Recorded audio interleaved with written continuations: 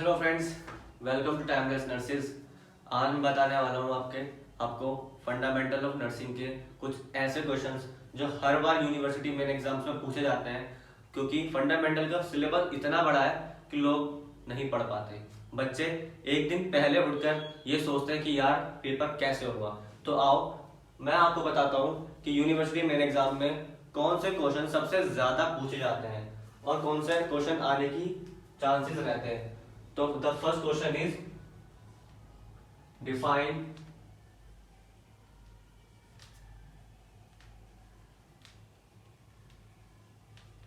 Nursing. आपको nursing के बारे में डिफाइन करना पड़ेगा। ये सारे लॉन्ग क्वेश्चंस हैं। शॉर्ट क्वेश्चंस की वीडियो अगर आप चाहते हैं तो मैं नेक्स्ट वीडियो बता दूंगा। आप कमेंट करके बताना कि आपको शॉर्ट्स नोट्स की वीडियो चाहिए या नहीं। ये सिर्फ लॉन्ग क्वेश्चंस की वीडियो है। ये क्वेश्चंस 15 नंबर में आते हैं जो कि पार्ट में डिवाइड हो जाते हैं।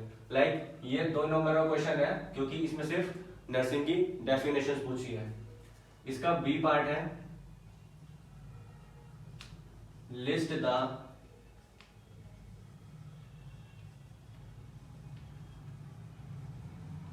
characteristics of a profession। आपको नर्सिंग की क्या कैरेक्टरिस्टिक्स है उसका प्रोफेशन लिख।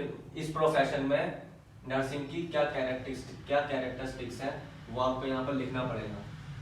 Then the C point is what are the functions of nurse. Nursing में नर्स का क्या फंक्शंस होता है आपको वो लिखना होगा यहाँ पर। Then the second question is define nursing process. This is the most important question in nursing exam. ये क्वेश्चन आपसे हर बार पूछा जाएगा हर यूनिवर्सिटी के एग्जाम में, चाहे वो यूनिवर्सिटी RUGS क्यों ना हो, MJPRU क्यों ना हो। आपकी कोई सी भी यूनिवर्सिटी है ये क्वेश्चन जरूर पूछा जाएगा, define nursing process.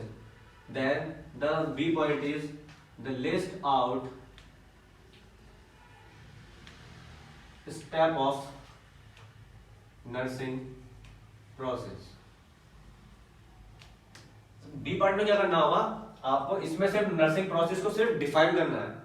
Then B point में आपको उस नर्सिंग प्रोसेस के क्या लिस्ट होती है, लाइक वो 5 पॉइंट लिखने होंगे जो जिसमें नर्सिंग प्रोसेस डिवाइड है। Then C point is explain any 2 steps with example. जो आप पॉइंट यहां पर लिखोगे सेकंड वाले में, उसके 2 पॉइंट उठाकर यहां पर लिखने हैं। देन उन्हें एक्सप्लेन करना with example. Then we have to move the third question. The third question is explain communication. It is also most important question in your psychology and fundamental subject. इसमें आपको communication क्या है उसके बारे में आपको एक्सप्लेन करना होगा। Then explain the importance of communication. Communication हमारे लिए क्यों जरूरी है आपको ये बताना हो कि इन नर्सिंग फील्ड कम्युनिकेशन हमारे लिए क्यों जरूरी है। The third is barriers of communication. Barriers क्या होते हैं, जैसे आप 2 लोग बातें कर रहे हो तो उन 2 लोगों में ऐसी कौन सी रुकावटें हैं जो कम्युनिकेट करने में प्रॉब्लम दे रही हैं, रुकावट को कहते हैं barriers. Then now we have to go fourth question.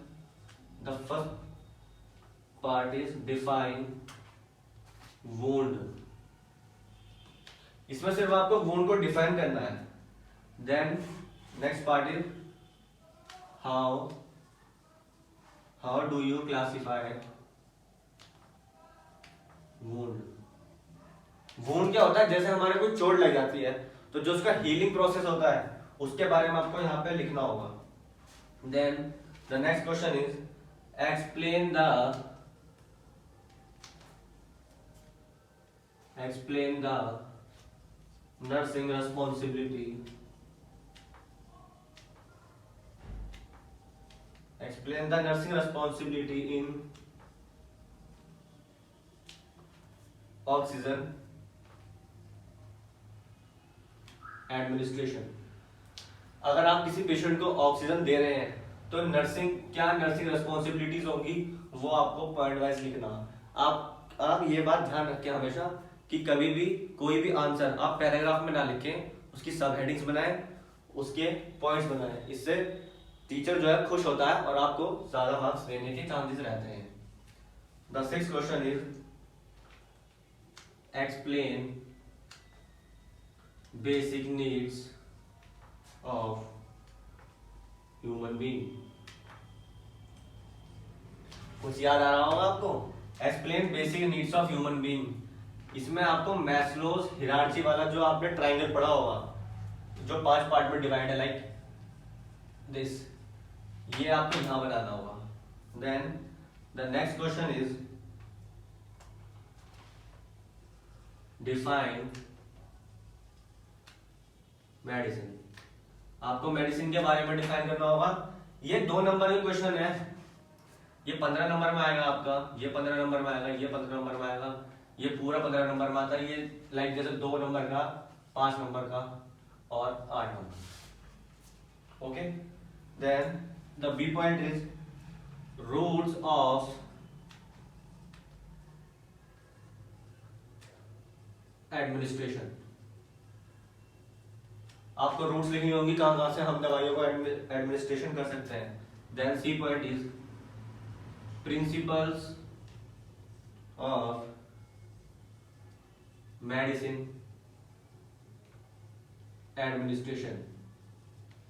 इसमें क्या आपको प्रिंसिपल्स नोट करने हैं कि हम जब दवाई को एडमिनिस्ट्रेट करेंगे किसी पेशेंट के बॉडी में, तो हमारे क्या प्रिंसिपल्स होंगे, हमारी क्या रिस्पॉन्सिबिलिटीज होंगी।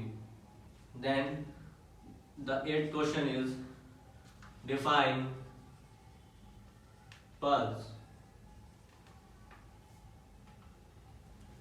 and list out the sites of taking pulse।